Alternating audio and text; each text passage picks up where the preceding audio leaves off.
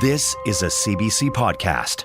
Well, Alain Clavette is passionate about birds, but he's certainly not alone. He's been speaking with a woman who is having an up-close and personal experience with some mourning doves, and those doves have chicks now, in the fall. Hello, Alain. Hi, Vanessa. So what happened here with this bird, this woman, this connection? I know, it's crazy. Just when we think that, summer's over and it's a wrap when it comes to nesting season 2021, well, there's a mourning dove that decides to change that for us. Yes, Carla Pooley is her name, and I know her through work. And she actually sent me a picture a couple of days ago. And really, Vanessa, I'll let her explain what happened. So I've always loved birds, and I live on the fourth floor of an apartment building here in Fredericton. And for the past couple of years, I have been trying to attract birds to my balcony. I've put out bird feeders, nothing worked. So this year, like many people, I decided to try some urban gardening. And I turned my balcony into what I called my oasis. I had tomato plants, herbs, peppers. I put out some furniture. And it became a place that I like to spend a lot of time at. Still no birds. I still had a bird feeder out. And I went away for the weekend, and I came back a couple weeks ago, opened my balcony to water my plants, and a bird flew off. I'm like, oh, I guess I finally attracted a bird. And over the next week, every time I went out, that same bird flew away. So it was always sitting in one of my mint pots. So after it flew off, I took a look, and I realized it was a mama bird, and there were 2 eggs there. And so I did what anyone would do. I contacted my friendly neighborhood ornithologist, Alain Clavette, and here we are. But hold on, Carla. This is people have to understand. Like, so you were cherishing those plants, and this bird kind of flew off the balcony, but you didn't really know from where. And at one point, you realized those eggs, they were in one of your favorite plant, right? Well, I thought it was just it was a one-off. When the bird flew off, I thought that was a one-off thing. And then every time it flew off, when I opened the door, I thought, is there something there? What's bringing this bird to my balcony all the time?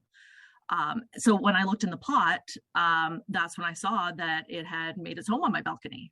What are they? They're mourning doves. So all through July, in the morning and at night, I heard this cooing. And it was so loud, I had to keep my bedroom door closed, or my bedroom window closed, because it was waking me up in the morning, and it was preventing me from falling asleep. A lot of people know those mourning doves cooing at 4 a.m. there in the summer. They're not always fun.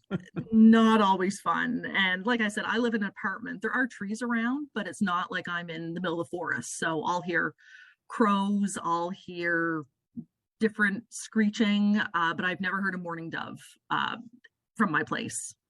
So, and that was in the middle of the summer. So obviously these birds were nesting around the building. Now it is quite late. I was absolutely astonished when you sent me the picture, thinking, okay, it is a bit too late. Maybe this young female, maybe it's a young female, maybe she's not, maybe she's a super pro dove, and she had 1, 2, 3, maybe 4 broods. She's trying maybe for a third or a fourth brood right now. It is right at the limit, really. But I think she could still get these things to be plump and to be flying on their own before the real cold weather of December.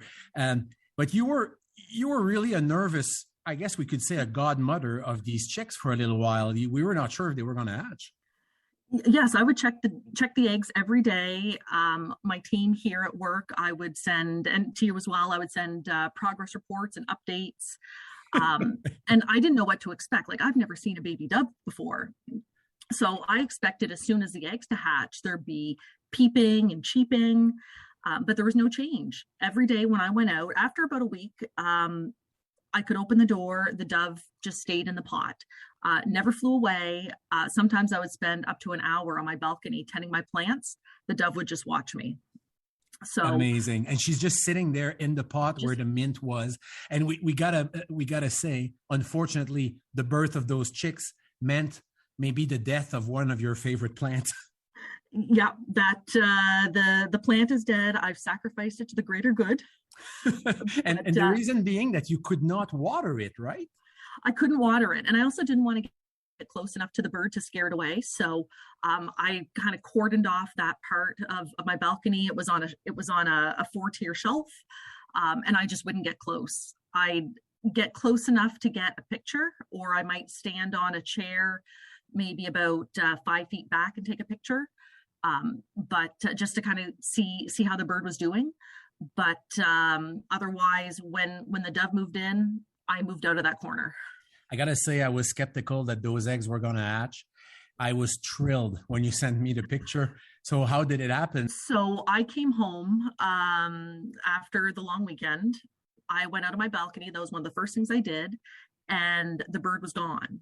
And I panicked. I thought, what if the eggs didn't hatch? What if they weren't viable and the bird left? So I stood on a chair and I looked in, and that's when I saw the 2 little, I guess, squabs, you can call them, or 2 chicks, I guess. And I was just overjoyed, and I could not wait to come to work the next day to show you what happened. I took a look. So I went back inside. I didn't get close to the nest. And about an hour later, I looked out my window, and the mama bird was back or maybe the papa bird was back on the nest. So I was relieved.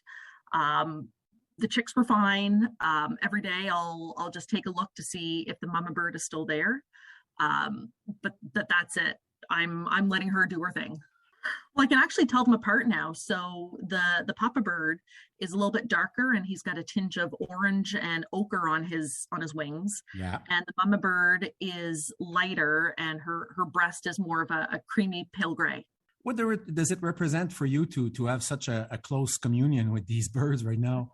As much as I've loved my garden and tending my garden, and I grew some of my plants from seeds, and then seeing them actually produce fruit. It's the same thing with the doves. So the doves moved in, they have a nest, they hatch their chicks, and hopefully they're going to be ready to fly soon. I'm sure, Carla, that next spring it's going to change the whole significance for you of hearing a mourning dove cooing, eh?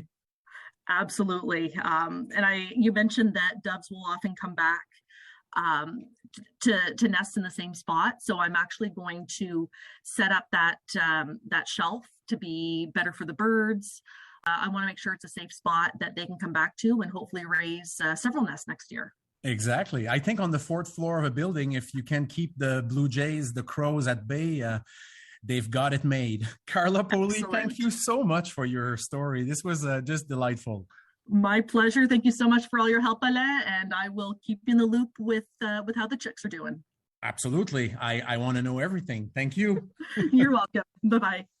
There you go, Vanessa. That's crazy. I am so happy for her that these chicks are well and healthy right now. Yeah. I was reading this morning, some places in the States, they can have up to 6-7 brood a year.